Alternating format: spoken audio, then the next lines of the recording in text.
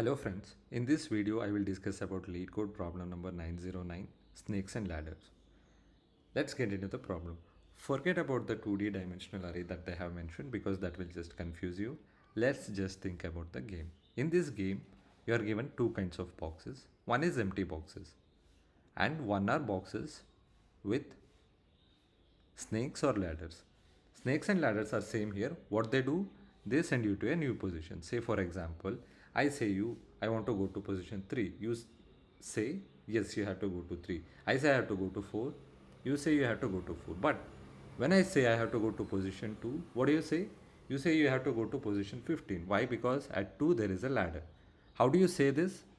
Here we have given an array. So using this two-dimensional array, you will say which new position you have to go to. So what is the goal of the game? The goal of the game is to reach the final endpoint. So you basically start from this point, that is 1, and you have to reach the final point, that is 36. And what is the question here? You have to find the minimum steps that you will be requiring to go from 1 to 36. Okay, so how do you find the solution? So before getting into the solution, let me explain this very confusing array. For example, when I say 2, you have to say me 15. That is, you have to say me you have to go to position 15. That is by identifying this.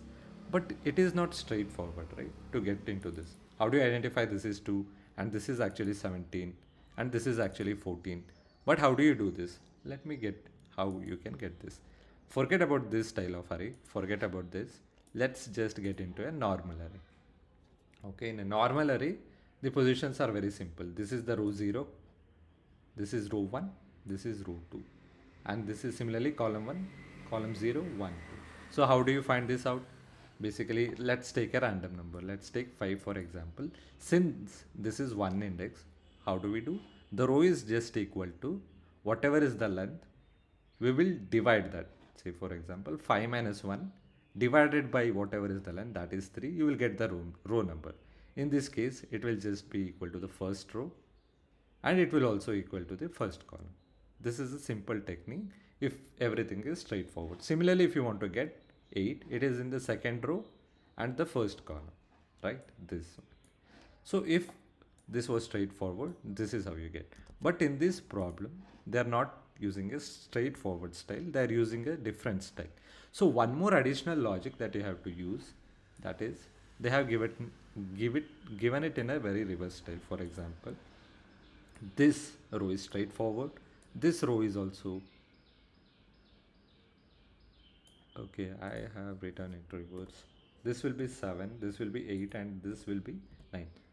So this is also straightforward, but on the other hand, this is reversed. So what do? We check it. If the row is odd, that is, this is an odd row, then the column will get changed. How will the column get changed? We will just reverse it. For example, if it was meant to be here, it is just here. If it was meant to be here, it is just here, right? So that is what we are doing here with this particular formula. And again, the same thing goes for a row. Why? Because this entire thing, this one was supposed to be here, but it is now here. So first we will change the column. How? If the row is odd, we will change the column. Again, whatever be the row number, we will change this. So this is how you get a position.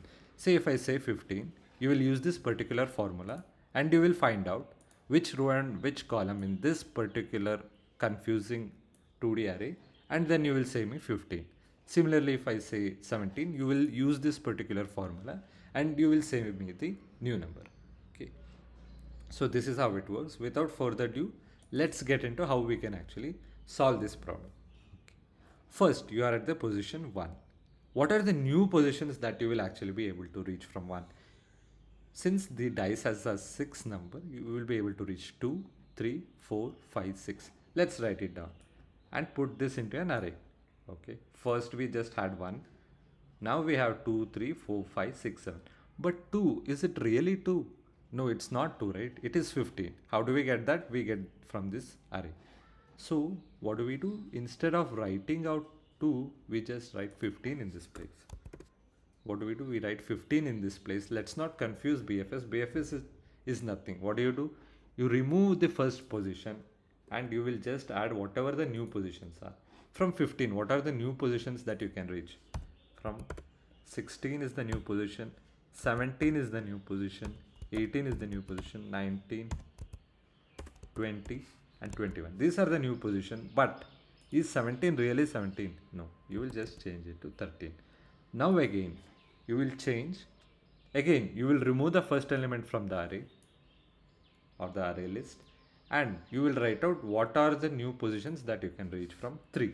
You can reach 4, you can reach 5, 6, 7, 8 and 9. But if you really look here, your these points have already been reached, 4, 5, 6, 7. So we can simply delete them. So how do you identify if that particular number has been visited or not? For that we will use a hash map. How do we use the hash map? So we will indicate if this box is, if a number is there in the hash map, it means that particular box is already visited, and we will have the value. It is just equal to the number of steps that you have taken to come to that particular box. For example, if you take here, how many moves do you take to come to box 1? That is 0. That is what the initial value of the hash map. Then what do we add? Then we add 15 to the hash map. Why? Because you come to 2, you directly go to 15. How many steps you need? You just need 1. So what do? To go to 15, we need 1. Similarly, to go to 3, how many steps we need? We just need 1 step. That is directly we can go. That is what we have stored. Similarly, if you want to go to a new position, 7. How do we go? 1 plus 6. We can directly go in a single step. But if you want to reach 8, how do we go? We need 2 steps. How? 3 plus 5. We cannot just go in 1 step. That is what we will be storing in this hash map, so that we don't have duplicate values in this particular array list. So we have a hash map. Without further ado, let me get into the code. So this is what we are trying to do. We are just trying to get the row number and the column number in this particular matrix. Okay. So what are we doing here? We are defining the length of the board. We are defining a hash map, and initial value we are putting, that is this one. How many steps you need? That is just 1. We are defining a array list, empty array list. Then we are just adding 1 to the array list. Now what are we trying to do here? We are, by the way, defining a queue, but don't confuse about it. What we do, we remove from the starting, that is from the 0th index, and we add at the end index. That's it what we are doing. Whenever we want to remove it from the 0 index, add it at the end index. What are we doing? We are getting the number. In this case, we will get 1. Next, what are we doing? We are just identifying what is the next positions that we will be able to go. That is, the next position will be equal to I. We will check if there is a snake or a ladder in this particular position. That is, here we are checking. If it is not equal to -1, then our next position will be set to a different number. That is what we are checking. And one more test case, that condition that we have to write is, if the next position is equal to the length of this board, we will just return the answer. That is, how many ever steps you have taken to reach 34 plus 1 step. 1 additional step you will be requiring. That is what this 1 actually means. However, if this particular box has not been visited, what do we do? Say for example 7. This box is not visited.